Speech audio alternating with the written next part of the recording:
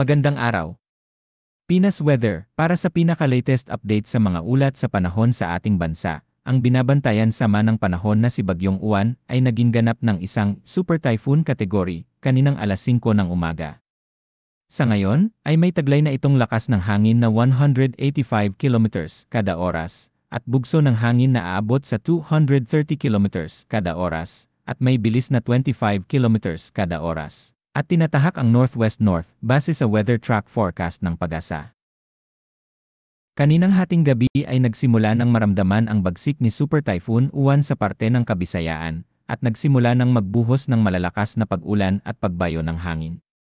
Sa ngayon, ang bagyo ay nasa baybay na ng Verac, Catanduanes at nakakaranas ngayon ng matinding pagbuhos ng ulan at pagbayo ng malalakas na hangin ang probinsya. Inaasahang makakaranas ng malalakas na buhos ng ulan at bayo ng hangin ang buong lalawigan ng Bicol hanggang alas 5 ng hapon at maaaring maging maulan sa buong magdamag kung kaya't pinag-ingat ang lahat sa banta ng landslide at flash flood.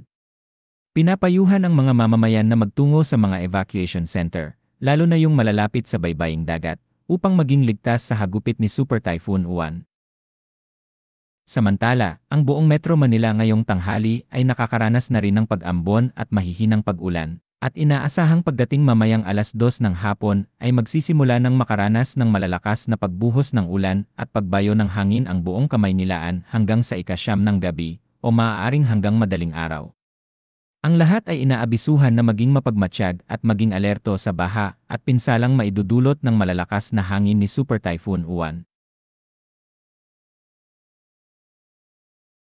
Tinatayang pagdating naman ng alas 8 ng gabi o mamayang hating gabi ay maglalandfall si Super Typhoon Uwan sa probinsya ng Kasiguran, Aurora at bahagyang hihina ang dala nitong hangin. Ngunit inaasahang magbubuhos pa rin ito ng malalakas na pag-ulan at pagbayo ng hangin sa buong magdamag kung kaya't pinag-ingat ang mga mamamayan sa banta ng flash flood at pagguho. Bukas ay inaasahan na lalabas ang Bagyong Uwan sa West Philippine Sea. At yan muna ang latest update patungkol sa binabantayang sama ng panahon. Manatiling alerto at laging handa. Palaging ugaliing sumubaybay sa lagay ng panahon.